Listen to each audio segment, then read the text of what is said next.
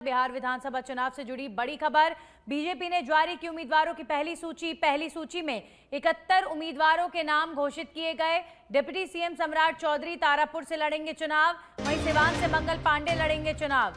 लखीसराय से विजय सिन्हा को मिला टिकट, दानापुर से राम कृपाल यादव को मिला टिकट, दरभंगा से संजय सरावगी को टिकट दिया गया है। तो बीजेपी ने उम्मीदवारों की पहली सूची जारी की है। पहली सूची में 71 उम्मीदवारों के नाम घोषित किए गए हैं। डिप्टी सीएम सम्राट चौधरी तारापुर से चुनाव लड़ेंगे। तो बीजेपी की पहली सूची बिहार विधानसभा चुनाव को लेकर जारी हो चुकी है और कैंडिडेट्स की लिस्ट जारी होने के बाद सुगबुगाहट और तेज चुनाव को लेकर दानापुर से राम कृपाल यादव को टिकट दिया गया है, तो दरभंगा से संजय सरावगी को टिकट दिया गया है। बीजेपी की पहली लिस्ट जारी हुई बिहार विधानसभा चुनाव को लेकर। अब सरगर्मी और ज्यादा तेज है क्योंकि भाजपा के भी उम्मीदवारों के नाम का ऐलान हो चुका है। अब धीरे धीरे देखने वाली बात होगी कि इंडिया अलायंस की तरफ से कौन से नामों का ऐलान होता है।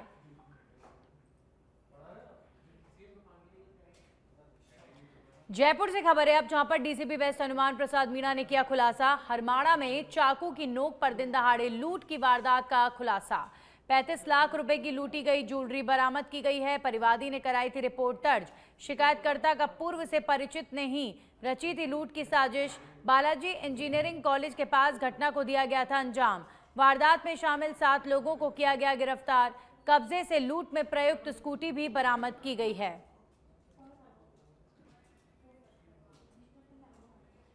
और अब खबर दिल्ली से है, जहां पर डेनमार्क से प्रगतिशील किसानों का दल आज भारत वापस आया है। दिल्ली एयरपोर्ट पर पहुंचने पर मंत्री जोराराम कुमावत और मंत्री ओटाराम देवासी समेत मंत्री जवाहर सिंह बेडम, किसान आयोग के अध्यक्ष सीआर चौधरी का स्वागत किया गया। वहीं आज शाम तक जयपुर पहुंचने का भी कार्यक्रम है। आपको बता दें कि कृषि के नवाचारों को जानने के लिए डेनमार्क यात्रा किसानों का दल गया हुआ था, जहां पर यात्रा के दौरान मंत्रियों और किसानों ने डेनमार्क में कृषि के नवाचारों की विधिवत रूप से जानकारी प्राप्त की है। तो दिल्ली एयरपोर्ट पहुंचने पर दल के सदस्यों का स्वागत हुआ है। आज शाम तक जयपुर पहुंचने का भी कार्यक्रम है। कृषि के नवाचारों को जानने के लिए ये ग्रुप डेनमार्क गया था और अब इन तमाम लोगों का स्वागत यहां पर हो रहा है।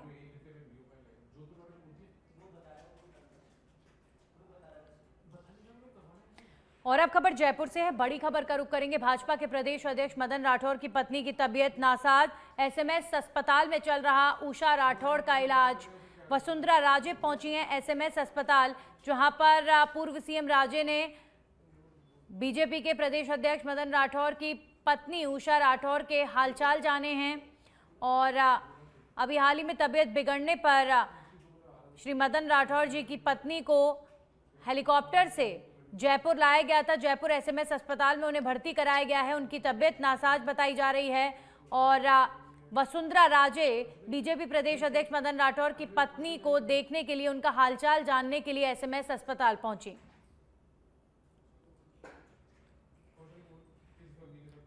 तो बीजेपी प्रदेश अध्यक्ष मदन राठौर की पत्नी उषा राठौर जी की तबीयत काफ़ी नासाज है और इसीलिए उन्हें जयपुर के एसएमएस हॉस्पिटल में भर्ती कराया गया है। और अब पूर्व सीएम वसुंधरा राजे उनकी तबीयत को देखने के लिए पहुंची हैं। एसएमएस अस्पताल में उषा राठौर का इलाज चल रहा है। अब खबर प्रतापगढ़ से, जहां पर दीपावली पर्व के अवसर पर मिलावटी खाद्य पदार्थों की रोकथाम के लिए खाद्य सुरक्षा विभाग की ओर से विशेष जांच अभियान चलाया जा रहा है। खाद्य सुरक्षा आयुक्तालय जयपुर के आयुक्त डॉक्टर टी शुभमंगला और जिला कलेक्टर डॉक्टर अंजलि राजौरिया के निर्देशन में 6 से 19 अक्टूबर 2025 तक जिले भर में यह अभियान संचालित किया जा रहा है। डॉक्टर जीवराज मीणा के नेतृत्व में खाद्य सुरक्षा विभाग की टीम ने विभिन्न दुकानों एवं मिठाई निर्माण इकाइयों का औचक निरीक्षण किया। निरीक्षण के दौरान टीम ने कुल 36 खाद्य पदार्थों के नमूने लिए और विक्रेताओं को साफ सफाई रखने और खाद्य सामग्री ढककर रखने के निर्देश दिए गए हैं।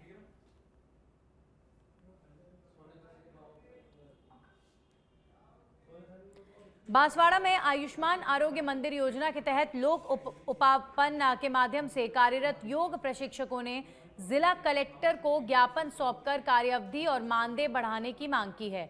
ज्ञापन में बताया गया कि वर्ष 2018 से सीएचसी और पीएचसी स्तर पर योग प्रशिक्षक जन जन तक योग के माध्यम से स्वस्थ जीवन का संदेश दे रहे हैं। वर्तमान में प्रशिक्षकों को प्रतिमाह 10 घंटे कार्य और 2500 रुपये मानदेय दिया जा रहा है, जो अपर्याप्त है। योग प्रशिक्षकों ने कहा कि सीमित समय और कम मानदेय के कारण योजना का उद्देश्य पूरी तरह सफल नहीं हो पा रहा है।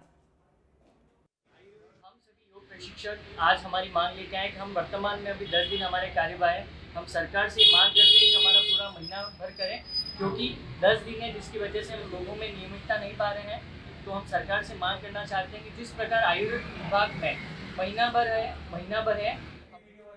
अंता विधानसभा उपचुनाव को लेकर राजनीतिक हलचल तेज हो गई है। वहीं निर्दलीय प्रत्याशी नरेश मीणा ने सादगीपूर्ण अंदाज में अपना नामांकन प्रस्तुत किया है। नरेश मीणा के साथ इस मौके पर उनके माता पिता और पत्नी भी मौजूद रहीं। नामांकन के दौरान समर्थकों में उत्साह नजर आया। गौरतलब है कि अंता विधानसभा सीट पर उपचुनाव के लिए नामांकन दाखिल करने की अंतिम तिथि 21 अक्टूबर है। नामांकन पत्रों की जांच 23 अक्टूबर को होगी, जबकि 27 अक्टूबर तक नाम वापस लिए जा सकते हैं। इसके बाद उम्मीदवारों की अंतिम सूची जारी की जाएगी। वहीं 11 नवंबर को मतदान होगा। ये किसान जो खाद की लाइनों में लगते हैं, जो समर्थन मूल्य के कांटों के लिए भटकते हैं, जिन्हें बिजली नहीं मिलती है, गाँव में पानी की समस्या है, सड़क की समस्या है, उन तमाम समस्याओं के लिए जीतूंगा तो विधानसभा में जाकर उनकी बात को रखूंगा, उनकी आवाज को बनूंगा। और अगर हार भी गया तो भी जैसे मैं छबड़ा देवली उनियारा के लोगों के बीच में रहकर अपने रिश्ते बना रहा हूं, उसी तरह से अंता में भी रहकर और अंता की समस्याओं को दूर करने का।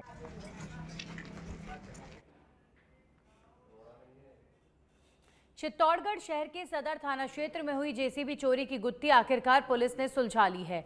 करीब आधा दर्जन पुलिसकर्मियों की विशेष टीम ने अथक प्रयासों के बाद चोरी हुई जेसीबी को खोज निकाला। हालांकि जब जेसीबी मिली तो वे लगभग 100 हिस्सों में टूटी फूटी अवस्था में पाई गई।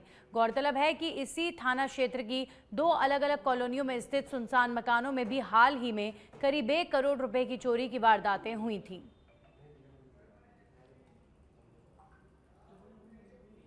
कोटपुतली के विराटनगर से खबर है, जहां पर उत्तरकाशी आपदा में अग्निवीर जवान के लापता होने का मामला। विराटनगर क्षेत्र के पावटा उपखंड में भोनावास का निवासी था जवान। डीएनए जांच में अब शव की पहचान हो चुकी है।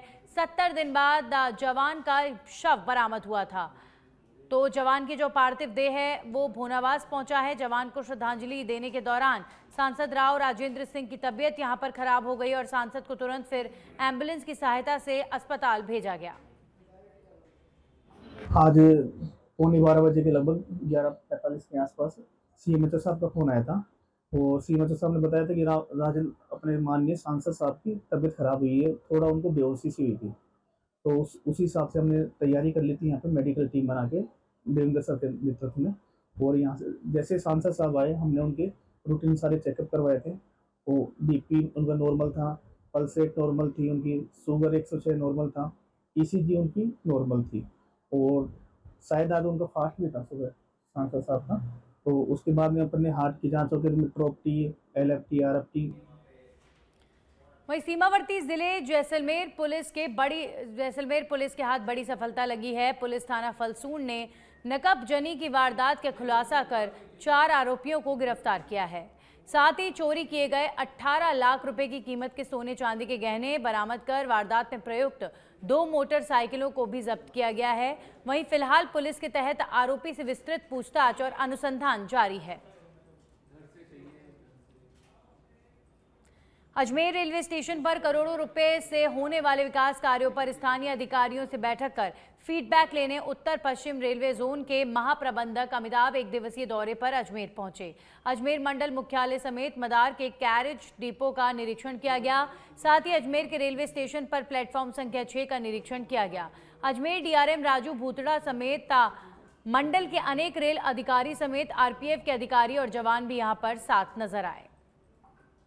आवासों को रिपेयर करने के लिए या नए आवासों को बनाने के लिए पिछले 2 सालों में रेलवे बोर्ड के द्वारा काफ़ी फंड सैंक्शन किया गया है और चारों ही मंडलों को फंड डिस्ट्रीब्यूट किया गया है और मंडलों को आदेश भी दिए गए हैं कि उस पैसे को जल्दी से इस्तेमाल करते हुए जो रोड साइड स्टेशन हैं वहाँ पे जल्दी से नए आवास बनाएं, जो पुराने आवास हैं उनका जीर्णोद्धार करें। और अभी यहाँ पे अजमेर स्टेशन पे जो रिडेवलप। अब खबर बांसवाड़ा से है, जहां पर मेडिकल कॉलेज में इंटर्नशिप कर रहे रेजिडेंट डॉक्टरों को पिछले 7 महीनों से मानदेय नहीं मिला है, जिससे वे आर्थिक संकट से जूझ रहे हैं। दीपावली जैसे बड़े त्योहार के मौके पर भी जब वेतन से वंचित हैं लोग, तो उनका आक्रोश और भी बढ़ गया है। रेजिडेंट डॉक्टरों ने इसे काली दीपावली बताते हुए वरिष्ठ डॉक्टरों और प्रशासन पर सुप्रीम कोर्ट और मेडिकल काउंसिल के दिशा निर्देशों की अनदेखी का आरोप लगाया है। उनका कहना है कि बार बार निवेदन के बावजूद मानदेय जारी नहीं किया गया, जिससे उन्हें रोजमर्रा की जरूरतें पूरी करने में भी कठिनाई हो रही है। इस मुद्दे को लेकर रेजिडेंट डॉक्टरों ने मेडिकल कॉलेज के प्राचार्य और जिला कलेक्टर के माध्यम से एक ज्ञापन सौंपा, जिसमें उन्होंने 7 महीने से लंबित मानदेय को अविलंब जारी करने की मांग की है।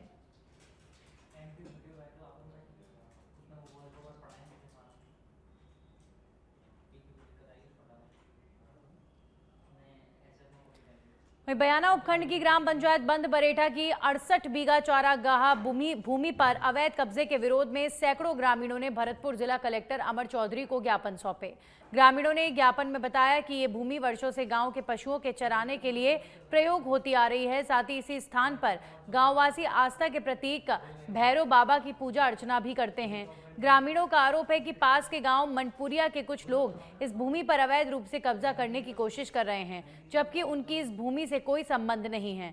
ग्रामीणों ने चेतावनी दी है कि यदि शीघ्र कार्रवाई नहीं हुई तो वे आंदोलन का रास्ता अपनाने पर मजबूर होंगे।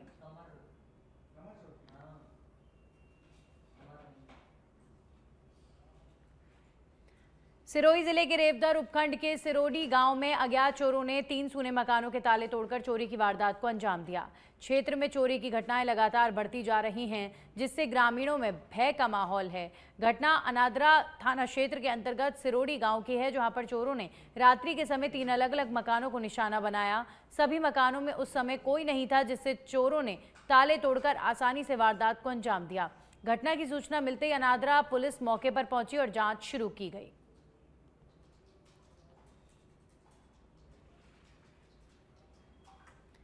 जैसलमेर के फलसून पुलिस ने नकबजनी की वारदात का खुलासा करते हुए 4 आरोपियों को गिरफ्तार किया है।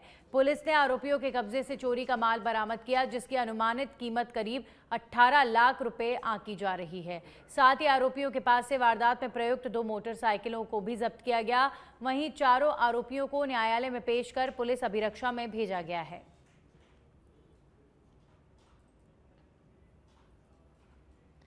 केंद्रीय पर्यटन और संस्कृति मंत्री गजेंद्र सिंह शेखावत के जोधपुर दौरे के दौरान सोचती गेट क्षेत्र के व्यापारियों ने उनसे मुलाकात कर त्रिपोलिया बाजार मार्ग को खोलने की पुरजोर मांग रखी है और ये रास्ता पिछले 7 वर्षों से बैरिकेडिंग के कारण बंद है, जिससे 3000 से अधिक होलसेल और रिटेल व्यापारियों को भारी व्यापारिक नुकसान झेलना पड़ रहा है। जोधपुर व्यापार महासंघ के संरक्षक शिव कुमार सोनी और उपाध्यक्ष दीपक सोनी के नेतृत्व में एक प्रतिनिधि मंडल ने केंद्रीय मंत्री को ज्ञापन सौंपकर कहा कि त्रिपोलिया मार्ग ग्रामीण और शहरी ग्राहकों के आने जाने का प्रमुख रास्ता है। इसके बाद बंद रहने से व्यापार ठप हो गया है और क्षेत्र की आर्थिक गतिविधियां बुरी तरह प्रभावित हुई हैं। वहीं व्यापारियों की बात को गंभीरता से लेते हुए केंद्रीय मंत्री गजेंद्र सिंह शेखावत ने मौके पर ही पुलिस अधिकारियों को आवश्यक दिशा निर्देश जारी किए। सोचती गेट व्यापारियों ने रखी यहां पर मांग को लेकर केंद्रीय मंत्री गजेंद्र सिंह शेखावत ने कहा है कि वो इसमें जरूर कुछ बेहतर करेंगे। पिछले 7 सालों से जो जोधपुर का सोचती गणेश मंदिर का जो किराया बना हुआ है, जिसपे लाइटिंग भी लगी, चौराहा भी बना हुआ है, ट्रैफिक पुलिस प्रशासन की कमी के कारण उसको बंद कर दिया गया। उनका एक ही कहना है कि यहाँ पर ट्रैफिक रहता है, जबकि मैंने मेरे जीवन काल में खुला रखा। जो भी ग्रामीण क्षेत्र के या शहरी क्षेत्र के ग्राहक होते थे, सभी द्वितीय क्षेत्र, भले वो सोचती के 4 भुजा व्यापार संघ हो, श्री राम मार्केट हो या फिर अपने तिरपुले बाजार मोती चौक व्यापार हो, जोधपुर वस्त्र व्यापार संघ हो, भीतरी शहर में कम से कम 20 व्यापार संघ है, सभी का लगभग 3 से 4000 लोगों का। और अब खबर जयपुर से, जहां पर भाजपा की राष्ट्रीय उपाध्यक्ष और राजस्थान की पूर्व सीएम वसुंधरा राजे सांसद हरीश मीणा के जयपुर स्थित आवास पर पहुंची हैं, जहां पर उन्होंने सांसद मीणा के पुत्र हनुमंत सिंह मीणा के असामयिक निधन पर शोक व्यक्त किया है। तो आज वसुंधरा राजे सांसद हरीश मीणा के आवास पर पहुंची और उनके पुत्र के निधन के बाद, आकस्मिक निधन के बाद वसुंधरा राजे ने हरीश मीणा को वहां पर पहुंचकर ढांढस भी बंधाया, क्योंकि बहुत मुश्किल घड़ी ये सांसद हरीश मीणा के लिए है और प्रदेश के तमाम आला नेता उनके आवास पर पहुंचकर उन्हें ढांढस बांध रहे हैं, क्योंकि बहुत मुश्किल दौर किसी भी पिता के लिए है जब उनका पुत्र उनकी आंखों के सामने चला जाए।